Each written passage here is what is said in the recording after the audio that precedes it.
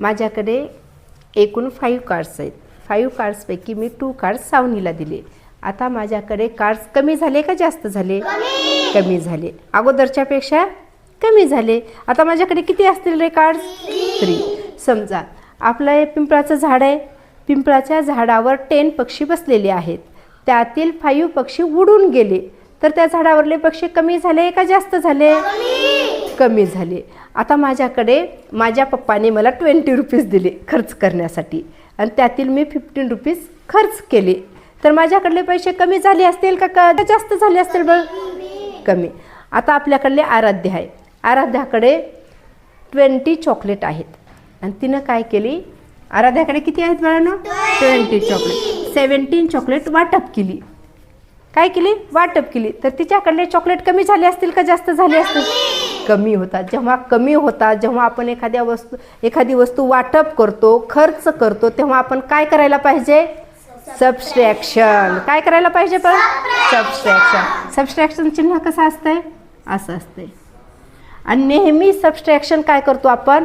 जास्त वस्तूमधून कमी करतो. आपल्याकडे पैसे जास्तीचे असतील तर त्यापैकीच आपण खर्च करू शकतो. माझ्याकडे किती कार्ड्स होते? 5 कार्ड्स होते. त्यापैकी मी किती कार्ड्स दिले? 2 कार्ड्स दिले. जर माझ्याकडे 5 कार्ड्स असते वेळेस आणि मी 6 कार्ड्स वाटप करू शकते का बाळांनो? नाही करू शकणार. म्हणजेच आपल्याकडे वस्तू जास्त असतील तरच आपण वाटप करू शकतो. आराध्याकडे किती रुपीज होते? 20 आणि तिनं 30 रुपीज खर्च करू शकेल का रे बाळांनो?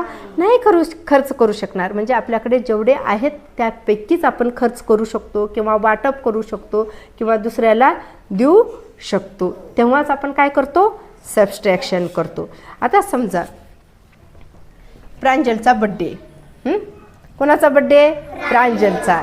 आणि प्रांजलनं एक चॉकलेटचं पॉकेट आणली. त्या पॉकेटामध्ये 47 चॉकलेट आहेत. किती आहेत बाळांनो? 47 चॉकलेट आहेत. आणि त्यापैकी तिनं काय केली? सर्वांना वाटून 30 चॉकलेट वाटप केली. किती चॉकलेट वाटप केली बाळांनो? 30 चॉकलेट वाटप केली. मला आता सांगा 7 हे युनिट प्लसच्या जागी आहेत का टेन्स प्लसच्या जागी आहेत बाळांनो?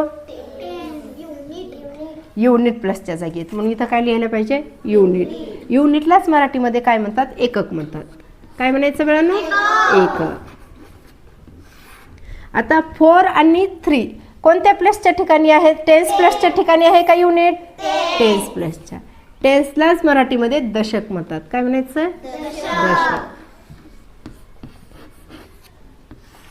आता तुम्हाला माहिती आहे आपण जेव्हा सबस्ट्रॅक्शन करतो तेव्हा काय करतो आपण? युनिट प्लसच्या ठिकाणाहून करतो. युनिट प्लसच्या ठिकाणी किती आहेत?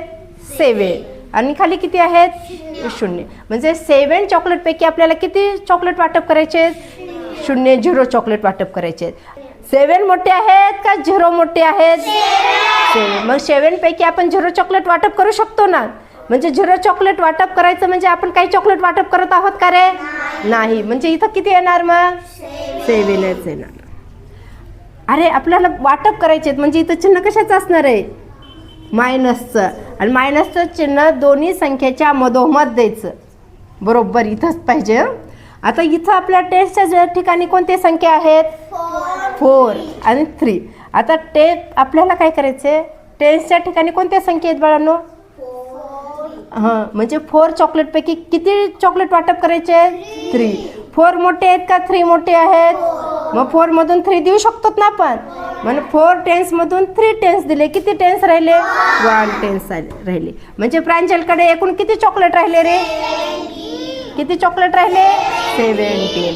आता समजा श्रद्धाला तिच्या पप्पाने जत्रेमध्ये खर्च करण्यासाठी 95 रुपीज दिले. किती दिले बाळांनो?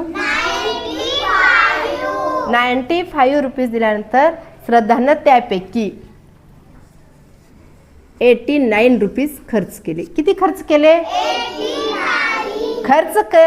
जेव्हा आपण खर्च करतो तेव्हा काय करतो आपण? सबस्ट्रॅक्शन करतो का ॲडिशन? मग इथं चिन्ह पण कशाचं पाहिजे? सबस्ट्रॅक्शन. बरोबर मधोमध्ये द्यायचं. आता 5 आणि 9 युनिट प्लसच्या ठिकाणी आहेत का टेन्स प्लसच्या ठिकाणी आहेत बाळांनो? युनिट म्हणून इथं युनिट लिहायचं. आणि 9 आणि 8 कोणत्या ठिकाणी आहेत? 10 प्लसच्या ठिकाणी आहेत म्हणून इथं टेन्स. आता आपण काय करतो? जेव्हा सबस्ट्रॅक्शन करतो तेव्हा कुठून करतो? कोणत्या प्लसच्या ठिकाणाहून? युनिटच्या ठिकाणावर. युनिटच्या ठिकाणी किती आहेत? 5 रुपीजमधून आपल्याला किती रुपीज खर्च करायचे?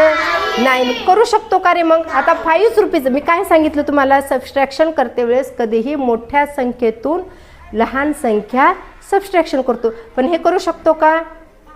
नाही. मग आता हे 5 मधून 9 करू शकतो का? नाही. मग आता काय करायचं अशा वेळेस? आपल्या घरी पण बघा, आपल्याकडे पैसे नसतील तर आपण कोणाकडे जातो? आपल्या दादाकडे किंवा बहिणीकडे जातो. हां, कुठं जातो? बहिणीकडे किंवा दादाकडे जातो. आणि दादाकडे पण पैसे नसतील तर कोणाकडे जातो? मम्मीकडे जातो. मम्मीकडे पण नसतील तर आपल्या पप्पाकडे जातो. मग तसंच ह्या युनिट पण काय करतो? युनिटकडे पैसे नसतील तर तो कोणाकडे जातो? टेन्स दादाकडे जातो. टेन्स दादाकडून 1 टेन्स घेतो. 1 टेन्स घेतले म्हणजे किती असणार आहेत रे? आता बघा, हे 1 टेन्सची काडी आहे. या 1 टेन्समध्ये हे ठोकळे किती आहेत बाळांनो? 10 ठोकळे आहेत. 1 टेन्समध्ये ठोकळे किती असतात? 10 ठोकळे असतात. म्हणजे हे 9 टेन्स म्हणजे किती आहे रे बाळांनो? 90.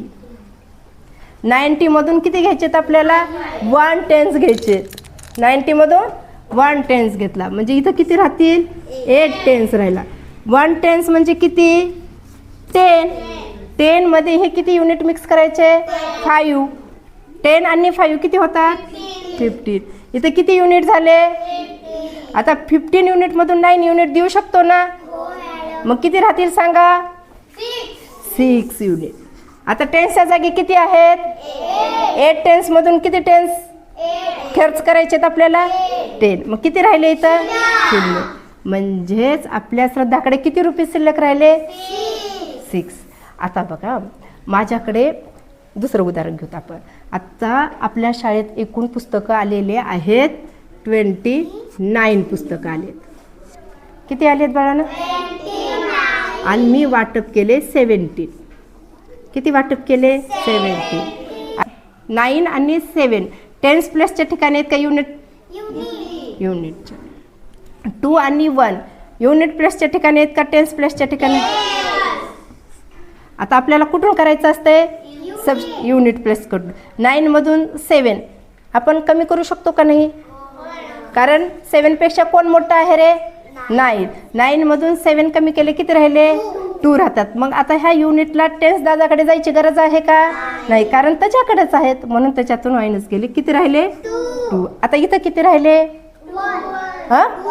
2 मधून किती 2 मधून किती टेन्स मायनस करायचे? किती राहिले बाळांनो? हां, एकूण किती पुस्तकं राहिले शिल्लक? एकूण पुस्तकं किती शिल्लक राहिले? 12. मग आता 12 पुस्तकं. समजलं बाळांनो? आता उद्या येते वेळेस काय करायचं? 20 उदाहरणं लिहायचे आणि अशा पद्धतीने सोडवून आणायचं. सोडवून आणा.